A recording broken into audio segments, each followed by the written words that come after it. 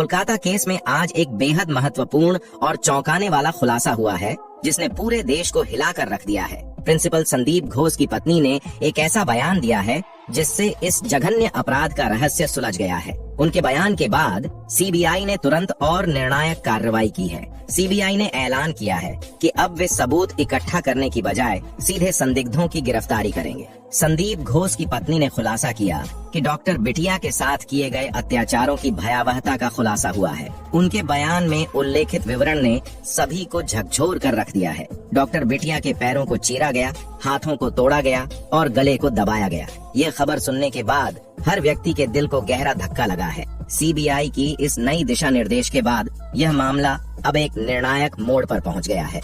आज आपको एक ऐसा खुलासा जानने को मिलेगा जो पहले कभी नहीं सुना होगा। हाल ही में हुए खुलासे ने यह स्पष्ट कर दिया है कि बिटिया रानी के साथ हुई जघन्य घटनाएं सेमिनार हॉल में नहीं हुई थीं। जी हाँ, यह खुलासा यह बताता है कि सेमिनार हॉल केवल एक बहाना था जो इस पूरे कांड को छुपाने के लिए इस्तेमाल किया गया। जानकारी के अनुसार सीबीआई को एक महत्वपूर्ण सबूत और सीसीटीवी फुटेज प्राप्त हुआ है। ये फुटेज इस बात को दर्शाता है कि बिटिया रानी के साथ जो कुछ भी हुआ वह सेमिनार हॉल के भीतर नहीं हुआ था। जब आप इस वीडियो में इन सबूतों को देखेंगे तो यकीनन आपके पैरों तले जमीन खिसक जाएगी। सीबीआई ने बताया कि वे पिछले 1 महीने से इस केस की जांच कर रहे थे, लेकिन उन्हें कुछ भी ठोस नहीं मिल रहा था। असल में जिस सीसीटीवी फुटेज को वे लगातार खंगाल रहे थे वह पूरी तरह से नकली था। सबसे चौंकाने वाली बात यह है कि असली CCTV footage principle Sandeep Ghosh के ऑफिस से मिला है। इस महत्वपूर्ण खुलासे का श्रेय पूरी तरह से प्रिंसिपल की पत्नी को जाता है। उन्होंने सीबीआई के सामने जो फुटेज का क्लिप सौंपा उसने पूरे मामले को पूरी तरह से स्पष्ट कर दिया है। अब केस का सच पूरी तरह से उजागर हो गया है और हर बात की सच्चाई सामने आ चुकी है। आज सीबीआई ने एक ऐसे खुलासे के साथ सामने आई है जो इस केस की पूरी तस्वीर को बदल देगा। नए सबूतों के अनुसार सीबीआई ने खुलासा किया है कि बिटिया रानी के साथ किए गए जघन्य अपराधों के बाद उसे सेमिनार हॉल के अंदर पहुंचाया गया और वहां एक पूरी घटना का दृश्य तैयार किया गया। अब सवाल यह उठता है कि इस केस में कितने लोग शामिल थे और कैसे यह पूरा दृश्य तैयार किया गया। सीबीआई ने बताया है कि संजय रॉय जैसे एक अलग व्यक्ति को इस पूरे घटनाक्रम का हिस्सा बनाकर पेश किया गया।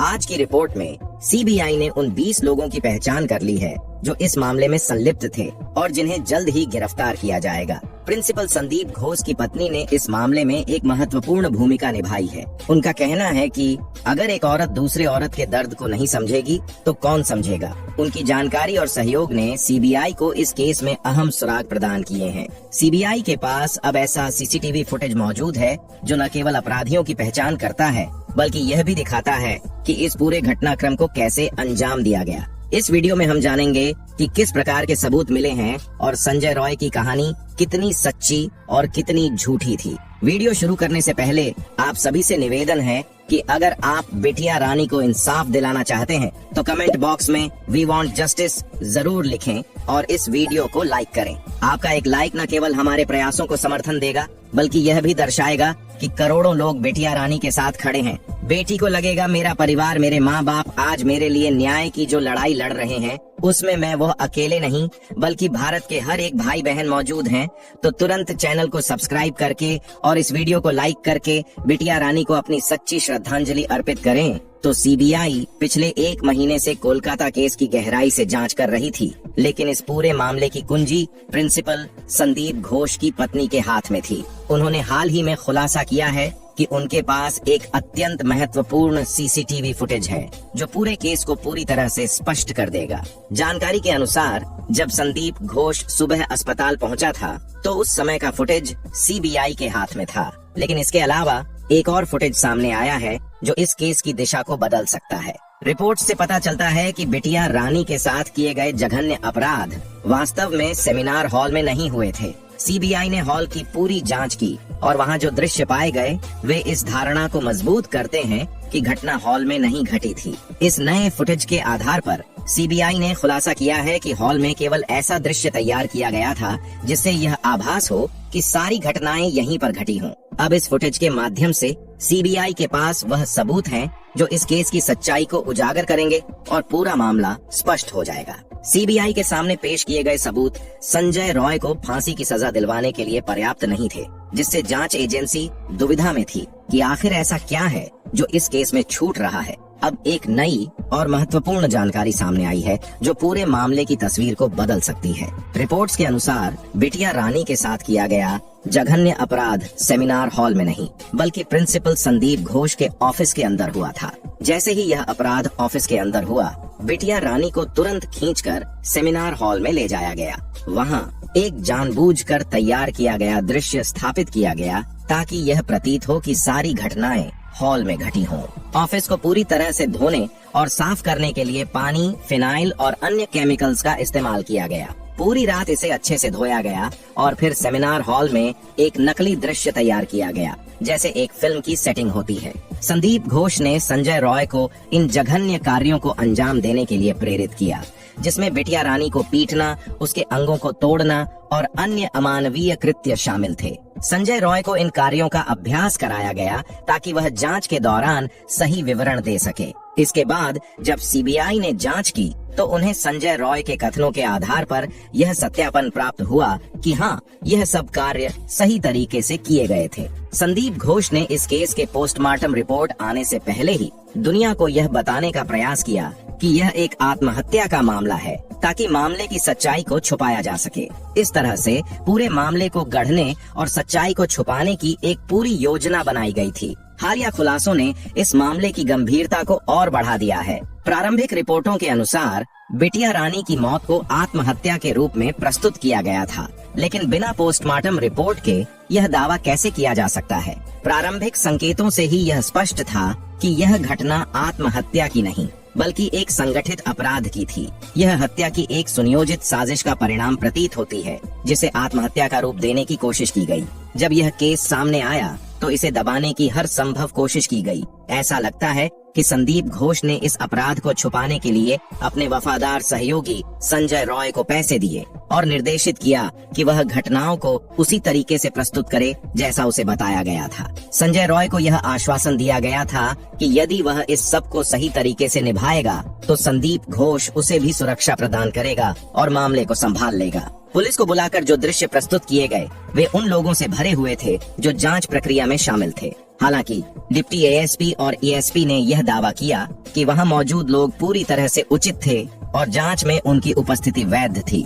दूसरी ओर एक और मार्मिक और चौंकाने वाली खबर आई है। पीड़िता की मां ने स्पष्ट आरोप लगाया है कि पुलिस ने उस दिन ही इस केस को दबाने का प्रयास किया था जब वह अपनी बेटी को देखने गई थी। इस दर्दनाक घटना को समझने की कोशिश करें। पीड़िता की मां को फोन पर कुछ और जानकारी दी गई, जबकि वास्तविकता बिल्कुल अलग थी। जब वह पहुंची तो उसे अपनी बेटी से मिलने के लिए 3 घंटे तक इंतजार कराया गया। यह स्थिति न केवल पीड़िता की मां के लिए अत्यंत कठिन थी, बल्कि यह पूरी जांच प्रक्रिया की गंभीरता को भी दर्शाती है। इस घटना ने दर्शाया कि न्याय की खोज में पीड़िता के परिवार को किस हद तक कठिनाइयों का सामना करना पड़ा। जब पीड़िता की मां को अंततः अपनी बेटी से मिलने की अनुमति मिली तो भी उसे केवल सीमित समय के लिए मिल पाने की अनुमति दी गई, जिससे वह अपनी बेटी की स्थिति का पूरी तरह से अवलोकन नहीं कर सकी। इसके बाद एक सुनियोजित प्रयास के तहत यह झूठ फैलाया गया कि बिटिया रानी के साथ कोई जघन्य अपराध नहीं हुआ था और यह घटना आत्महत्या का परिणाम थी।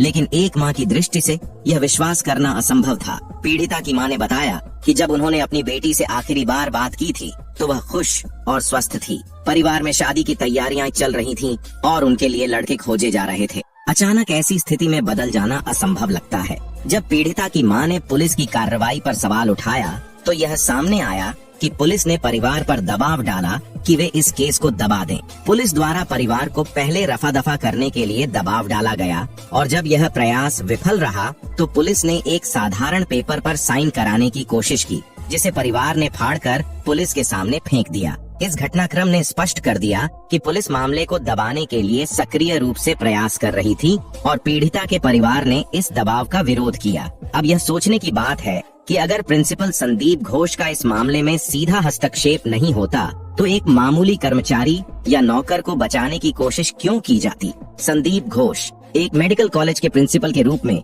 कई उच्च स्तरीय अधिकारियों के समान शक्तियों और संसाधनों के साथ आते हैं। यह स्थिति यह दर्शाती है कि इस मामले में कुछ गहराई से जुड़ी हुई बातें हैं और यह घटना एक सामान्य स्कूल की घटना से कहीं अधिक जटिल और गंभीर है। इस प्रकार यह स्पष्ट हो जाता है कि प्रिंसिपल संदीप घोष के पास केवल एक साधारण शिक्षा का पद नहीं था, बल्कि उनके पास पर्याप्त संसाधन और प्रभाव थे जो इस केस की जटिलता को बढ़ाते हैं। यह मामले की गंभीरता को स्पष्ट रूप से इंगित करता है और यह भी दिखाता है कि इस केस में किसी शक्तिशाली व्यक्ति के बिना ऐसा साथ दिए ऐसा संभव नहीं था। एक मेडिकल कॉलेज का प्रिंसिपल अपने संस्थान के एक वॉलंटियर के लिए इतना बड़ा जोखिम क्यों उठाएगा, यहाँ तक कि पुलिस पर दबाव डालकर पैसे देकर उसे बचाने की कोशिश करेगा और केस को रफा दफा करने के प्रयास करेगा। यह सवाल स्वाभाविक रूप से उठता है कि पोस्टमार्टम रिपोर्ट के बिना ही वह आत्महत्या का दावा क्यों करेगा, जबकि उसकी अपनी नौकरी भी दांव पर लगी हुई है।